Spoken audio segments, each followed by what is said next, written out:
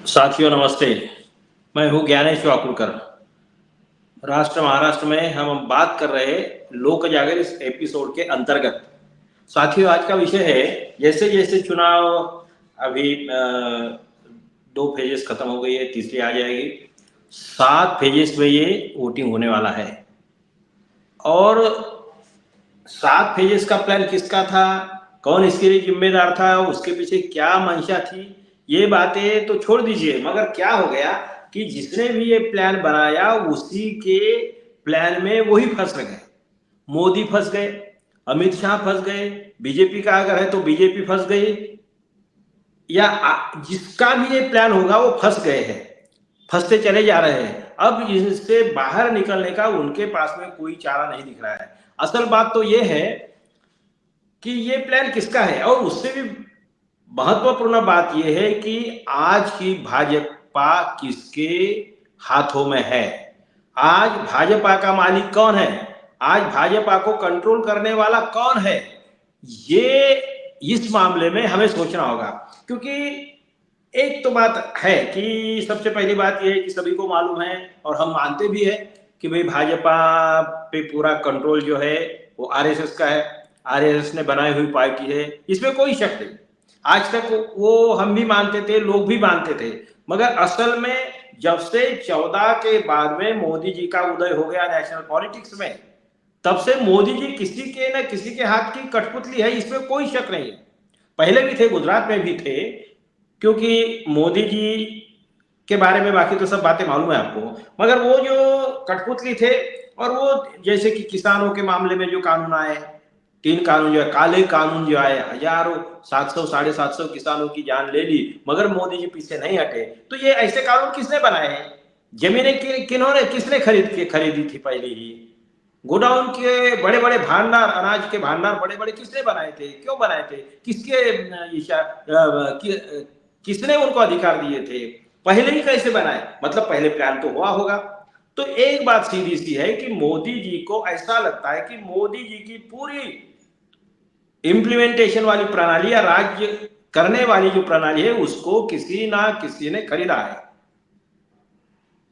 अपने जो चैनल्स है, गोदी मीडिया जिसे बोलते हैं, ये तो पहले ही खरीदा गया था। कई कई चैनल्स, एक बड़े संपादक के साथ में मेरी बात हो गई थी 14 के करीब उसमें, तो उन्होंने बोला था कि उस समय उन्होंने 17 चैनल खरीदे थे और बोले बहुत सारे चैनल्स हम खरीद रहे हैं। पहले ही बोला था उन्होंने, मोदी जी के पहले।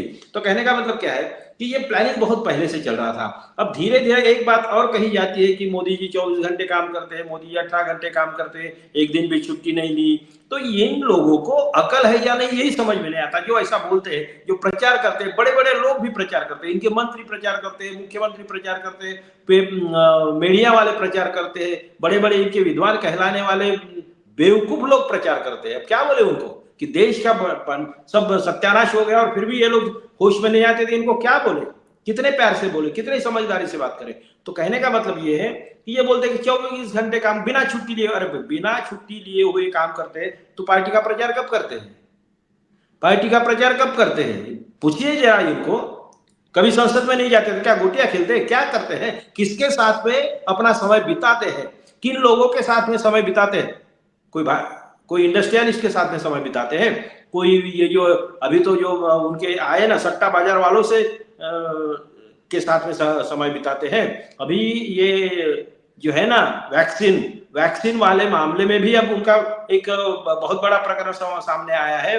अभी बाहर के एक कोर्ट में मामला सामने आया कि 50 करोड़ रुपए के अगेंस्ट में इन्होंने सारे देश के आरोग्य को, सारी देश की जनता को खतरे में डाल दिया वैक्सीन के संदर्भ में। वो भी मामला आ रहा है। लोग मोदी ने रिजाइन करना चाहिए, इस तरीके की डिमांड उठ रही। मोदी को हटाओ, मोदी को जेल दो, मोदी को अरेस्ट करो, इस तरीके के लोग बोल रहे हैं, चिल्लाने लग गए। अभी वो भी बात आएगी। मोदी बोले तो कई करप्शन का, कई घोटालों का, कई मानवता विरोधी गतिविधियों का, हिंसाओं का, देश जलाने का, ऐसे कई मामलों में कई लोगों के जाने भी चली गई। तो नरसंहार का इस टाइप का एक ऐसा, अब सच क्या है झूठ क्या है सारी दुनिया जानती है, हम लोग भी जानते हैं, मगर ये जो है सबके सामने है सच्चाई। और इसमें मेन बात यही हो रही है कि मोदी जी अगर ईमानदारी से 24 घंटे काम करते हैं, तो भैया बाकी अपने पार्टी का काम कब करते हैं,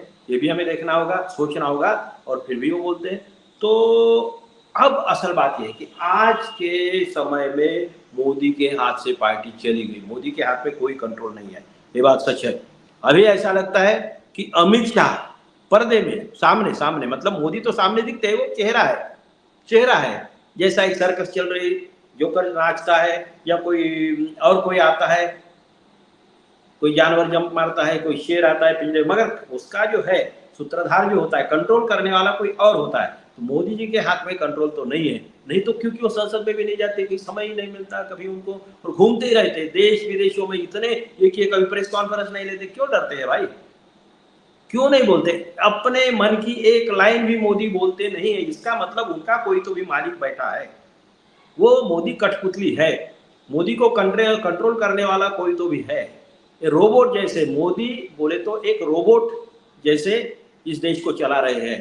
तो अब दूसरी बात, अगर पार्टी की बात जब करते हैं तो मोदी के खिलाफ में डेफिनेटली, क्योंकि उन्होंने बहुत ज्यादती की है, और मोदी के खिलाफ में भी काम करने वाले बहुत सारे नेता, बहुत सारे ग्रुप एक्टिवेट हो गए हैं बीजेपी में। बीजेपी में खुद मोदी को आज अगर बीजेपी के अंदर वोटिंग कर दिया जाए तो कुछ 10-5 उनके उनके जो होंगे ना, उनको छोड़कर मुझे लगता है कि 95% बीजेपी मोदी के खिलाफ में आज होंगी। जो कुछ अंधभक्त है उनको तो छोड़ दीजिए, उनको तो छोड़ दीजिए, मगर उनकी भी संख्या बहुत ज्यादा नहीं रही है। मच्छर कुछ मौसम में होते हैं, वो उनका मौसम चला गया तो मच्छर भी दिख नहीं रहे, वो भी उनके बहुत कम हो गए हैं। लेकिन तो मोदी जी का अब कंट्रोल आरएसएस से तो छूट गया है, आरएसएस मिलती भी नहीं उनको। भागवत पूछते भी है, नागपुर में आके यहाँ पे रहे ना, गडकरी मिलने के लिए गए ना, भागवत मिले उनसे, तो वो तो उनका पत्ता कट गया। मतलब अब ये लड़ाई ये है कि भाजपा मोदी कंट्रोल करेंगे या भागवत कंट्रोल करेंगे, कौन किसको कंट्रोल करता है, ये सबसे बड़ी लड़ाई शुरू हो गई।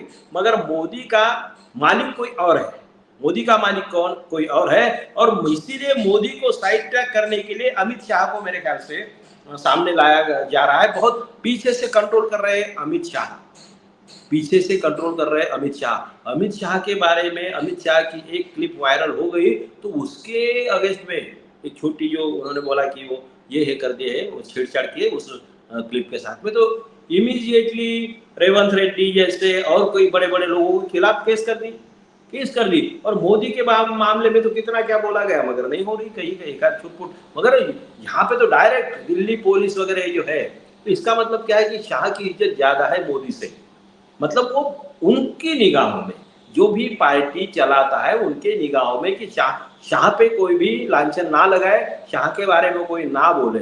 तो क्या इसका मतलब यह है कि मोदी के ऊपर अभी शाह का शिकंजा कस चुका है? क्योंकि मोदी अब मॉडल, वो एक्सपायरी डेट आ गई, वो मॉडल कोई नहीं चल रहा है, फ्लॉप है, फ्लॉप शो है मोदी, फ्लॉप शो है। क्योंकि जो बोगस मॉडल होगा, बोगस पार्ट्स लगाए हुए होंगे, बोगस उनकी एडवर्टाइजमेंट की हो, जैसे कि ये अपना है ना पतंजलि वाला सलवार बाबा, खुद को स्वामी वगैरह योगी वगैरह बोलता है, वो रामदेव का जो है ना, तो रामदेव की जैसी बोगस मेडिसिन की बात है, वैसे ही मोदी की बोगस वाली बात है। कोई उनकी फिलोसॉफी में कोई दम नहीं, उनके भाषणों में कोई दम नहीं, उनकी बातों में कोई दम नहीं, उनके पूरा एक टोटल मॉडल ही फेल है, टोटल मॉडल ही बोगस है।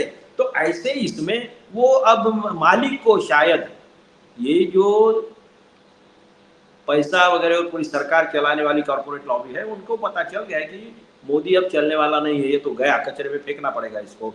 तो फिर कंट्रोल इमीडिएट दे दिया होगा अमित शाह के हाथ में। ये टिकटें किसने बंटवाई ये देखना होगा। 7 फेजेस में चुनाव करने की क्या जरूरत थी भाई? पहले तो बैलेट पेपर पे होते थे, तब भी 2 फेजेस में चुनाव हो जाते थे पूरे देश के, 2 फेजेस की जरूरत होती थी ज्यादा से ज्यादा, और 1 हफ्ते में रिजल्ट भी आ जाते थे। इतने दिन क्यों लगाए, 2-2 महीने क्यों, क्या जरूरत है? तो शायद इन लोगों ने सोचा होगा कि हालत खराब है, मगर मोदी को अगर घुमाएंगे अपन, कुछ मैनेज करने के लिए भी चाहिए, इसलिए अलग अलग तरीके से बनाया। मगर क्या हो गया कि उन्हीं के जाल में वो खुद फंस गए, उन्हीं के जाल में वो खुद फंस गए। क्योंकि जैसे अगर ये 2 ही फेज में हो जाते चुनाव, समझ लीजिए, तो पहली फेज होने तक कई लोगों के मन में यही गलतफहमी थी कि मोदी का तो जलवा है, और 400 पार जो बोल रहे थे, 350 तो आ ही जाएंगे। ऐसा करीब करीब लोगों को लगता था मोदी की ही सरकार आएगी, ऐसा कई लोगों को लगता था। मगर जैसे हम लोगों को तो नहीं लगता था, हम इतने बेवकूफ नहीं है।